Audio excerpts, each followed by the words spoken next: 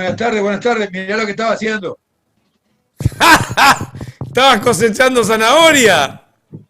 Vos sabés que la zanahoria es brava porque si se te florece, larga canuto adentro. Sí, queda Yo el canuto verde ese.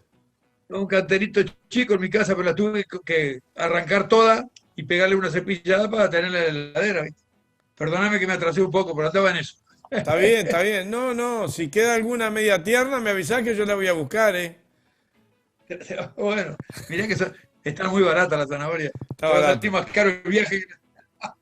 está barato. Bueno, Néstor, escúchame, nosotros habíamos estado hablando un poco de la colonización y Pará, todo pará, este pará, tema. antes que vaya ese, antes. Sí, Pequeño, ¿qué petit pasó? resumen. ¿Cómo estuvo la jornada frente a Palacio allí que estuviste?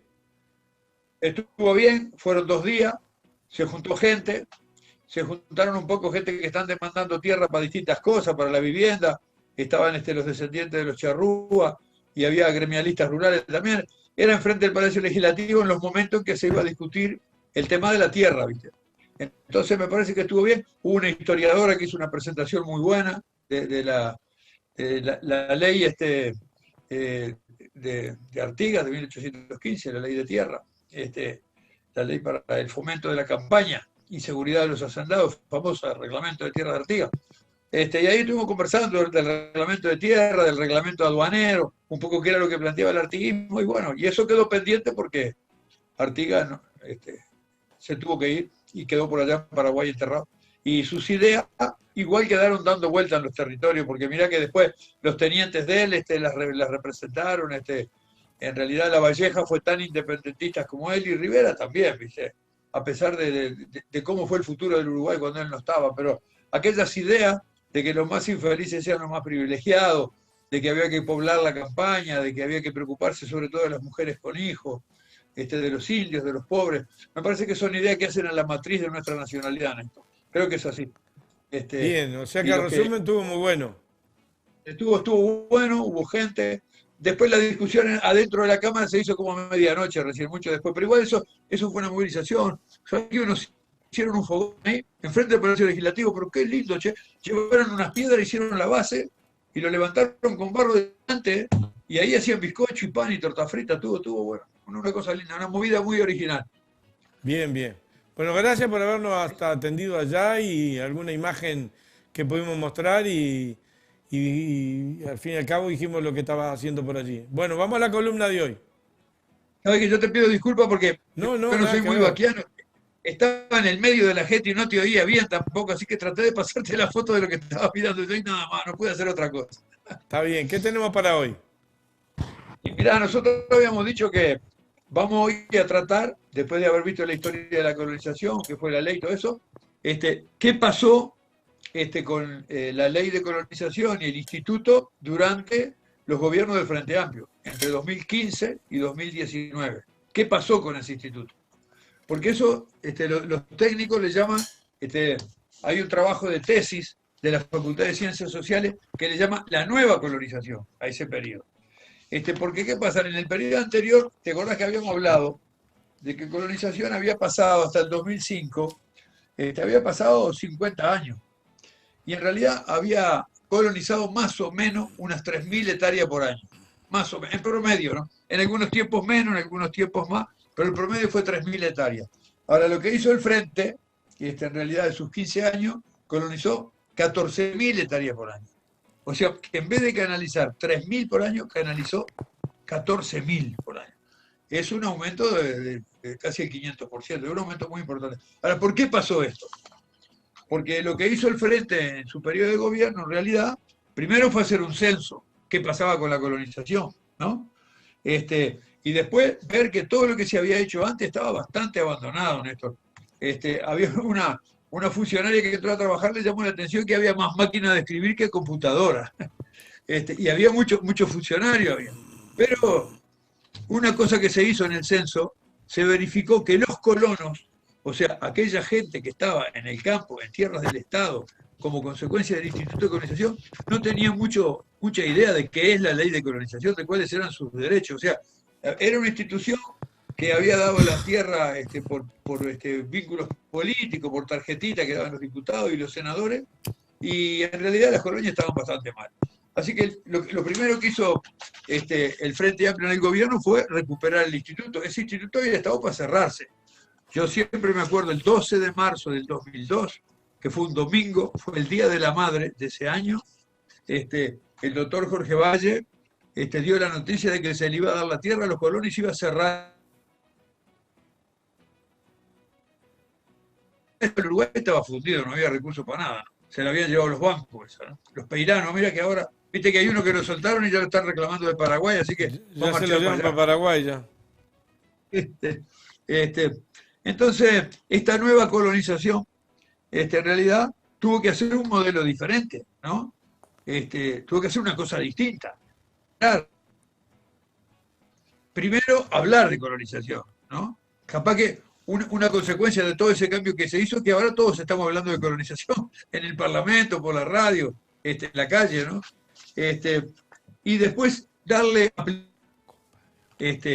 comprar tierra, utilizar las tierras del Estado. Había muchas tierras que las tenía el Estado. Yo me acuerdo muchas hectáreas que había alrededor de los lagos del Río Negro. Cuando la UTE hizo la represa, tiene que tomar una superficie más grande para arbolarla todo alrededor de la represa. Tiene una zona de protección de la represa.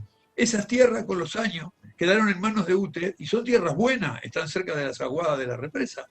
Y en realidad estaban medias abandonadas. Siempre la usa algún estanciero grande de la zona porque conocía algún director, ¿viste? Bueno, esas tierras la UTE se las pasó a colonización y se hicieron colonias. El instituto fue rápido, aquellas tierras de Aznares que habían sido de Rausa, Monte, las compró, eran 4.000 hectáreas. Fue bastante interesante porque ahí había un negociado con una empresa panameña que se llamaba Levsei, que había comprado los créditos del Banco República. Aznares le debía millones de dólares al Banco República. Y esa empresa panameña se la estaba vendiendo a otra panameña. Eran esos mejujes que hacen ellos. Es lo de los Panama Papers. Ahora no se llaman Panama Papers, ¿no? Ahora se llaman Pandora Papers.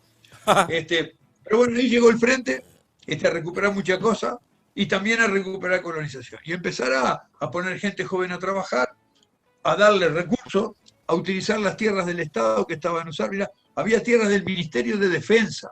La vieja estancia de Arerunguá, que era la estancia de Artigas, en realidad arreglamos con el Ministerio de Defensa una buena parte. Hoy es una colonia donde hay productores ganaderos.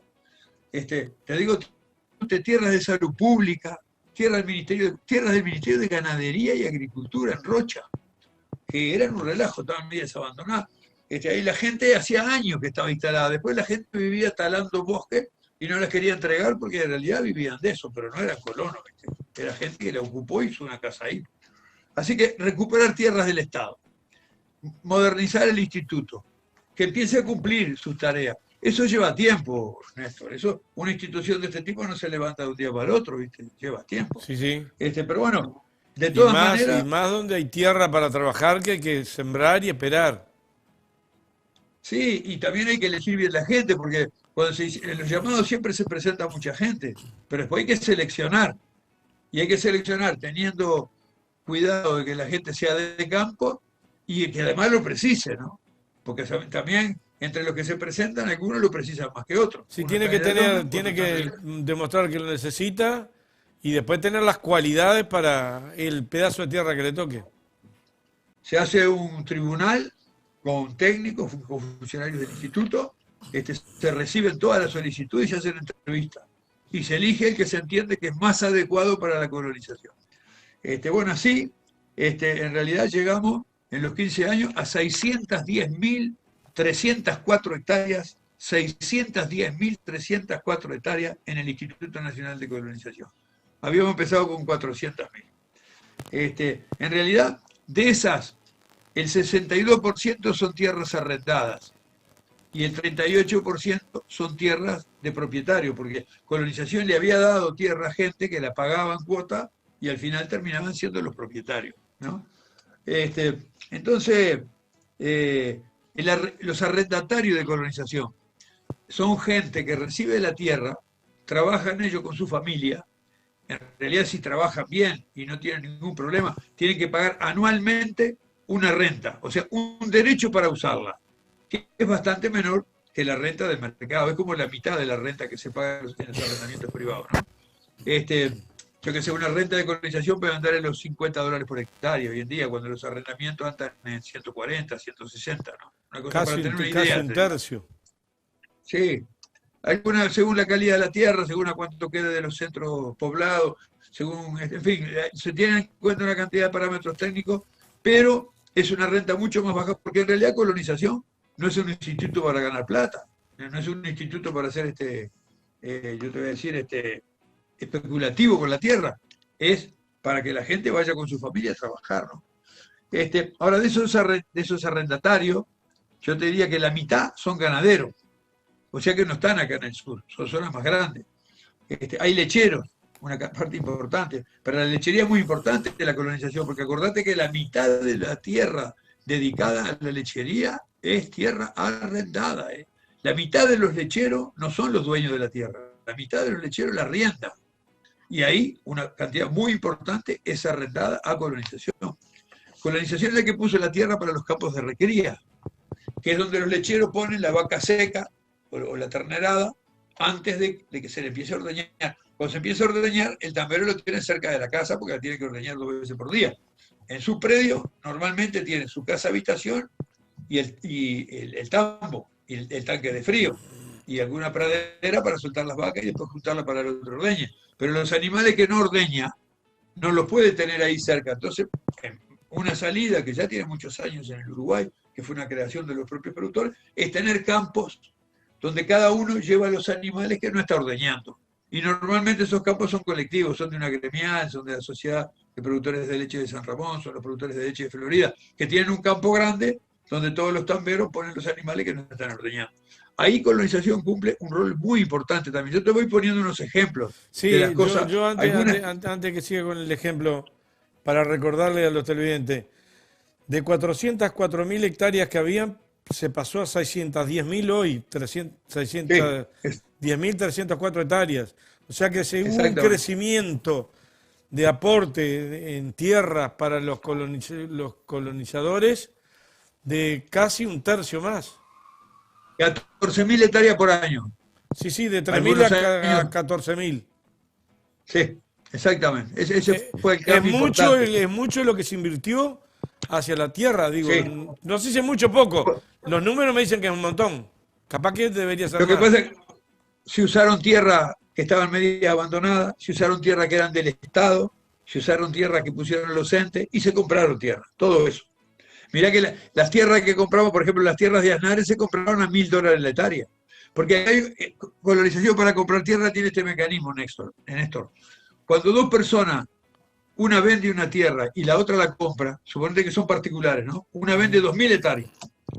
Entonces, la compra, ¿no? Antes de hacer el contrato de compra-venta, eso tiene que ir a colonización. Si colonización está interesada en esa tierra, colonización tiene el derecho de comprarla al mismo precio que habían pactado los particulares entre ellos. Eso se llama prioridad de adquisición. Para una compra particular, colonización tiene prioridad. Entonces, eso es muy importante porque si los particulares se ponen de acuerdo, sabés que muchas veces los particulares se ponen de acuerdo y dicen un precio bajo, ¿no? El resto lo dan de negro por afuera para no pagar el impuesto a las transacciones, ¿no? Si ponen un precio bajo y después colonización decide comprarla, colonización la compra a un precio bajo. Así se compraron las tierras de Aznares, se compraron a $1.000 la hectárea, porque la sociedad panameña se la vendía a otra panameña que en realidad eran los mismos directivos, que era un negocio especulativo entre Panama Papers, ¿viste? Entonces colonización entró ahí y la compró barata. Entonces también puso plata, porque ahí fueron $5 millones que lo puso Rentas Generales, lo puso Danilo Astori. El Pepe lo llamó y Danilo dijo, comprala, y le mandó la plata, ¿no? O sea, compró, recibió del Estado, recibió de los ministerios, puso del Ministerio de Ganadería, en fin, fue variada la cosa. Pero eso permitió que se agrandara mucho. Hoy en día, colonización tiene, yo te voy a decir, yo te dije cuánto tenían hectáreas, ahora te digo en cristianos, cuántos son los beneficiarios, cuántos son los titulares de los predios de colonización. Hay 5.747 titulares. 5.000. 5.747. Y la superficie promedio de cada uno de ellos son 107 hectáreas. Para que tengas una idea, la superficie promedio de un productor en el Uruguay son 365 hectáreas. Los de colonización tienen 107. O sea, son predios más chicos, pero son predios más intensivos también, ¿no? Hay mucho de lechería, hay en realidad, de granja son pocos, hay de caña también, ¿no? Entonces, colonización tiene 13 oficinas regionales en los 18 departamentos. Y mirá una cosa bien interesante, Néstor, tiene 241 funcionarios. Antes tenía 350. O sea, se pueden hacer las cosas mejor con menos gente. Siempre que vos tengas responsabilidad en la dirección, que sea gente capacitada, que entienda del ¿Cuántos que asunto. había, cuántos eran que había antes, dijiste, que estoy anotando? 350. Y cuando termina colonización hay 241. Bajó el número de funcionarios casi en 100. Pero seguro mejoró mucho la calidad de los funcionarios, ¿no? Bajó casi en 100 Porque, en 300, no bajó 100 en 1000. Bajó un ¿no? Sí, tercio, bajó un tercio. para atender 600.000 hectáreas. Salado. Pero eso se puede hacer, no hay problema en eso. En realidad, la tierra total que tiene colonización es el 4% de la tierra del Uruguay nomás. Es poca la tierra que tiene, ¿no? A pesar de todo el esfuerzo y las hectáreas que se agrandaron y todo eso, ¿no? A mí me parece que estas cosas son importantes divulgarlas, son datos oficiales, ¿no? Ahora, en la discusión que hubo, yo quiero mencionar un poco la discusión que hubo, Néstor, capaz que vos también sentiste algo de la No, discusión que hubo, porque, no. bueno, en la discusión que hubo en el Parlamento se le echa mucha culpa a colonización. A mí me hace un poco de desgracia, porque algunos dicen que colonización anda muy mal, que tiene muchas cabezas de ganado, que hay muchas tierras que no están adjudicadas. Hay algunos que son del gobierno y critican colonización como si ellos fueran oposición. Porque si colonización tiene problemas, ellos lo tienen que arreglar, si tienen gente capacitada que entienda de eso, ¿no? En realidad es clave hacer las cosas mejor para mejorar la eficiencia. Lo que pasa es que también, yo te voy a decir que algunos piensan que vos compras 5.000 hectáreas y al otro día ya tenés gente trabajando. ¿Qué se hace cuando compra 5.000 hectáreas de colonización? Primero hay que llamar a interesados. Después ver esos interesados qué proyecto tienen de vida, qué saben hacer y qué quieren hacer. Después hablar con ellos, ver qué garantía tenés de que vayan a hacer esas cosas, ¿no? Entonces, y después hay que ver si hay que hacer caminos, muchas veces hay que hacer un camino, o hay que poner una línea eléctrica, ¿no? O hay que ver cómo se hace para que entre el tambo, el camión de Conaprol a buscar la leche. O sea, no es una lata de arveja que voy a sacar de un estante y la pones en otro. Por eso había tierras que estaban en la etapa de selección y de acondicionamiento para que entre la familia a trabajar. Y se tiene muchas hectáreas que no adjudicó. Está trabajando para adjudicar todos los años. Fíjate, si daba 13.000 hectáreas, 14.000 hectáreas por año, todo el trabajo que había de estar preparando esas tierras, porque los que entran en una tierra que tiene que estar pronta. En superficie, los alambrados tienen que estar bien, tienen que tener camino, si es tambo tiene que tener energía eléctrica. Hoy las ordeñadoras son eléctricas y el tanque de frío también, no hay tutía con eso, ¿no? Entonces, yo creo que hubo mucho de crítica infundada y me duele en esto, porque trabajamos mucho para que eso ande bien y para mejorarlo para la gente. Y además, una cosa que también creo que el que dice estas críticas hacia la colonización tiene que pensarlo, que esto lastima a los propios colonos, ¿viste? Porque los colonos están trabajando convencidos, están construyendo su futuro, tienen hijos, los mandan a estudiar, ellos laburan todos los días. ¿Cómo puede venir un político a hablar mal del instituto cuando ellos están convencidos de que ese es el futuro de su vida? Yo creo que este es un caso bastante complejo. Hay mucha gente que opina de colonización y en realidad tendría que ser un poco más humilde. Si vos no podés opinar de lo que no sabés, Néstor. No podés opinar de lo que no sabés. Si vos no viste cómo es eso, si no lo conocés de adentro, si no vas a hablar con la gente, que vayan y hablen con los colonos, con los técnicos. Esto no es es un tema complejo, porque hay que estudiar caso a caso, ¿no? Hay que ver qué dificultades hay. Y los resultados han sido muy positivos. Eso lo dicen todos los propios colonos, ¿no? Entonces, ¿qué pasa con toda esta discusión que hubo? Se le van a quitar la mitad de los recursos por año, más o menos. Ahora ahí lograron que el gobierno ponga que va a dar 15 millones de dólares por año, porque antes esto no estaba claro si era por año o era en todo el periodo. Bueno, ahora, ¿se justifica? bajarle la mitad el presupuesto. Es medio, es una actitud un poco destructiva de una institución que anda bien, que la gente está conforme y que se precisa, porque la tierra en el Uruguay hay que subdividirla para que haya más gente trabajando, porque hay pila de gente, cada llamado que hace colonización se presentan más de 1000. Es bastante engorroso el proceso de selección, pero hay mucha gente que es de campo y que quiere quedarse a trabajar en el campo. Pero Y si tenemos tierra, eso es un concepto para planificar. A ver, me quedo con el ejemplo que diste de Pueblo Aznar, ¿sí? sí, De $1000 la hectárea, $1000 y $1000, seguro. y tiene prioridad el Instituto Nacional de Colonización. Si el Instituto Nacional de Colonización está mal y no tiene plata, ¿quién prioriza ahí? ¿El Bueno, privado? ahí está. Y vos sabés que colonización tuvo que vender tierras de colonización para pagarle los sueldos a los empleados antes que llegara al frente.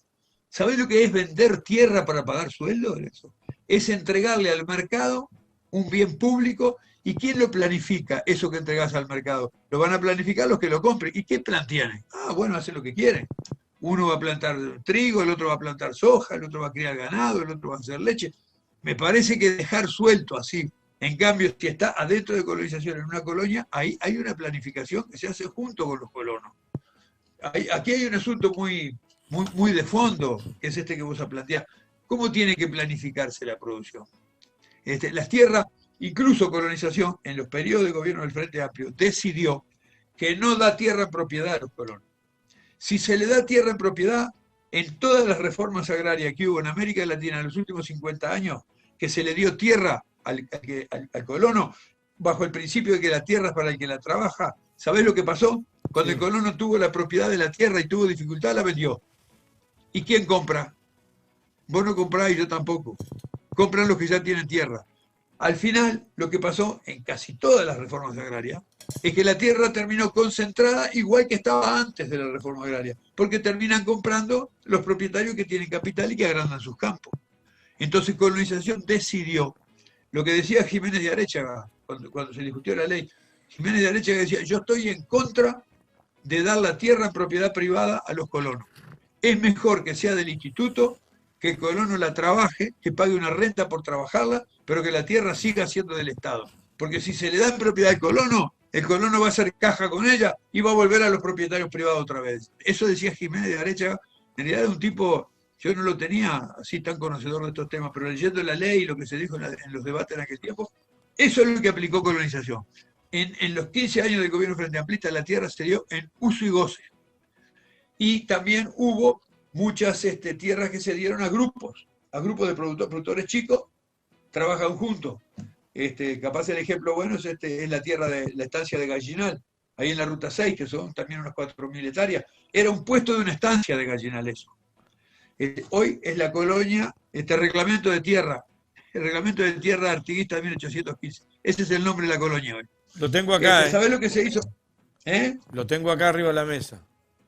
Bueno, esa tierra, en vez de pasarse la máquina a hacer ravioles y darle un pedacito en propiedad a cada uno, lo cual sería no cambiar nada, porque después el mercado va a decidir lo que pasa con eso. Lo que hizo, capaz que yo ya lo expliqué la otra vez y ahora lo estoy repitiendo en esto, si lo repetí y estoy hablando de más, decime, porque pasamos a hablar de otro tema, pero para mí eso es emblemático, que se le dio a cada uno para hacer su casa, la sala de ordeñe y una superficie de 100, 120 hectáreas, pero después hay una zona de los mejores suelos que es el banco de forraje de la cooperativa. Ahí produce forraje para todos. Después los fardos se los reparten. Uno pone el tractor, el otro pone las horas hombre, otro pone el trabajo para cortar el pasto, otro lo enfarda. Entonces, eso es una mezcla de propiedad individual con una propiedad colectiva trabajando en el régimen cooperativo. Esas cosas no se habían hecho nunca antes y la ley de colonización lo permite. Entonces eso se empezó a hacer. Así que yo creo que criticar la colonización, como hizo algún senador, justificando que no se le dé dinero, en realidad, Néstor, yo no sé cómo llamarle a eso. Eso va en contra del interés de los colonos, pero más que nada me parece que va en contra del interés del país. Porque ojalá que hubiera más tierra administrada de esta manera, ¿no? con familias adentro. Yo creo que la, está bien, en esto hay problemas ideológicos, hay gente que piensa que es mejor la tierra en propiedad privada, porque está el tema del derecho de propiedad, que es una cosa que en el sistema capitalista vos sabés que es un asunto crucial. Está el asunto de las expropiaciones. Colonización ha expropiado tierra. Está también, Pero está también perdóname, está también la puja ¿sí? por apropiarse de más tierra de aquellos que tienen mucha. Bueno, ¿sabes lo que pasa? Con eso te voy a decir una puntita. ¿No? Si un privado le vende a otro privado y colonización no tiene plata, ¿sabes lo que hacen esos privados? Le ponen un precio bajo. ¿Por qué? Porque entonces pagan menos interés por la enajenación, ¿no? Sí. Y el resto de la plata se la da por afuera. Entonces, si colonización no tiene recursos, esto facilita la evasión en los compradores y en los vendedores de tierra. Y la gente que está en eso lo conoce de memoria eso, ¿viste? Porque así lo han hecho durante mucho tiempo. Entonces, colonización cumple un rol también de regulador del precio, porque si lo ponen muy barato, colonización lo compra, si tiene recursos. Ahora, si no tiene recursos, bueno, no hay tu tía, ¿no? O sea que el no tener recursos de colonización también es una medida que favorece a los grandes propietarios, los grandes acaparadores de tierra. El no tener dinero deja el libre mercado y deja de producir ese balance en el valor de la tierra. Exactamente, es un ente regulador, Exacto. es un ente regulador del precio, ¿no? Ese es otro aspecto que en realidad algún senador que está ahí sentado en la Cámara integra empresas que en realidad compran y venden tierra. Y ese senador no tendría que participar en esta discusión. Está de Porque según lo que pase rebote, acá, yo sé de quién está hablando. Está de rebote, el senador no tenía que estar ahí, pero entró de suplente. sí, sí, sí, de segundo suplente, sí. Y además, bueno, se nota, ¿no? Que está de rebote. Está bien metida. Es como si a mí me ponen en la selección de Tavares. Capaz que yo estoy de tercer suplente y entro igual, pero después se va a notar, ¿viste? Y a estos locos se les nota. Entonces me parece, Néstor, que aquí lo que pasó, ahora el futuro es incierto.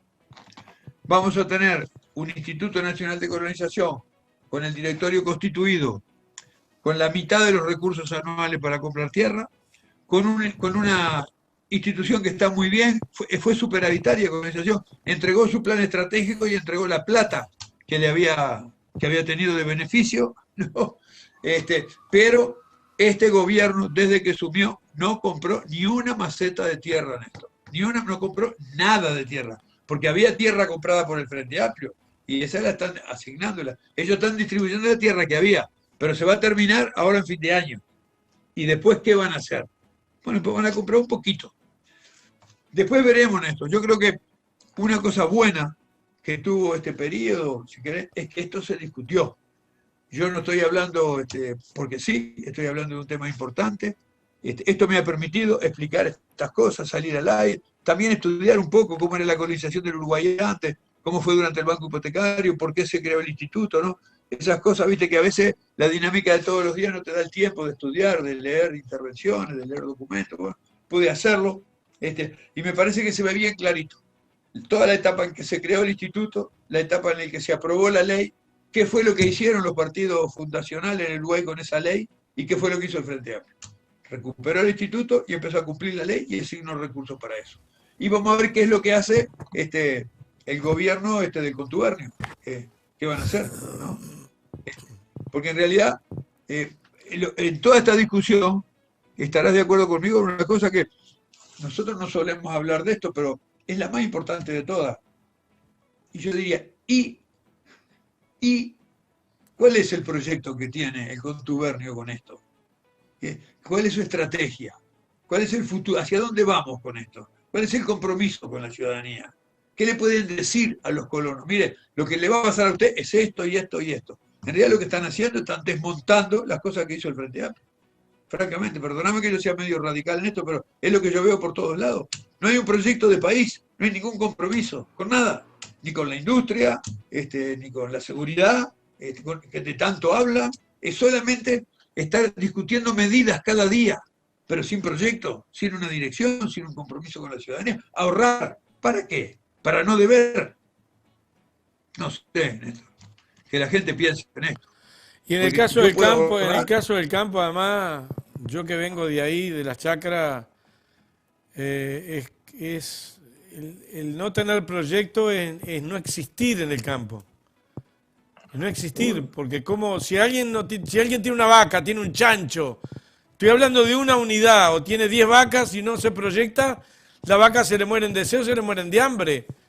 Sí, Es sí, el sí. ABC si no hay proyecto. Por ejemplo, yo te voy a decir, ya que vos me hablas de eso, cuando entró el frente, un problema que teníamos nosotros es el consumo de los uruguayos. Los uruguayos comemos carne roja a patadas, somos de los que comemos más en el mundo, ¿no? Uno miraba lo que consume cada uruguayo promedio, consumía como 60 o 70 kilos de carne roja, y carne de ave, comíamos 10 kilos, 11, y carne de cerdo, casi nada. Si vos lo mirabas, porque la carne de cerdo era la que compraba Cativelli, Schneck y Cristiane, o sea, era lo chacinado, ¿no?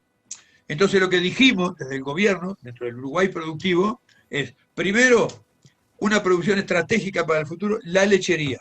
Entonces, por ley decimos que la lechería es estratégica. Se creó el Instituto Nacional de la Leche y tuvo todos los recursos para que, viste que la leche aumentó y aumentó y aumentó, y no para de aumentar la cantidad de leche que produce el Uruguay, ¿no? La leche al principio era para consumir los uruguayos, ahora casi que la leche es para el mundo. Nosotros consumimos una partecita nomás. Y después, aumentar el consumo uruguayo de carne de ave y aumentar el consumo uruguayo de carne de cerdo. Si vos vas al mundo por ahí, cuando se dice carne, en realidad es carne de ave y de cerdo, porque la carne roja en el mundo es mucho más cara, ¿no? Por muchos motivos, es un producto casi que de lujo, y nosotros estábamos comiendo el producto de lujo y no estábamos comiendo las carnes que le dan más trabajo a la gente. La producción de pollo de doble pechuga, la producción de cerdo, los lechones. Entonces, vos fíjate que estaría bien o estaría mal, pero teníamos una dirección y vamos a tomar las medidas y vamos a crear, vamos a hablar con las gremiales y vamos a hacer planes y vamos a dar los recursos que hacen falta. Eso es lo que yo veo que ahora, Néstor, no hay para nada y tampoco para esto. Hay una gran fiesta porque se ahorra. Yo nunca vi que se haga una fiesta por lo que ahorrás. Más bien la fiesta la haces cuando ganás, cuando salís campeón, No, pero cuando aparte, haces alguna cosa. si ahorras de tu bolsillo y gastás poco de tu bolsillo, estaría bueno, estás contento que ahorraste. Pero cuando le estás sacando campo a lo demás, yo no me pondría contento. O le sacás el sueldo a los trabajadores, o le bajás la jubilación. Bueno, en fin, pero eso es una cosa que. Lo de la tierra es así, Néstor. Yo creo que hemos hecho bien en divulgar esto. Mucha gente que me llamó la atención la cantidad de gente que mira andar este beche. Me han comentado por acá y por allá, pero qué bien esos reportajes. Me dije, mirá vos. Y me parece que hicimos bien en analizar esto. Y son elementos, Néstor, para que la gente piense. ¿No? Vamos a pensar todos en estos temas. Bien. Estos son los temas del futuro del Uruguay, hermano. Ahora nos tenemos que ir porque los gurises pierden el ómnibus acá. ¿Nos vamos? Bueno, nos vamos. Chau, gracias por Te mando estar. un abrazo.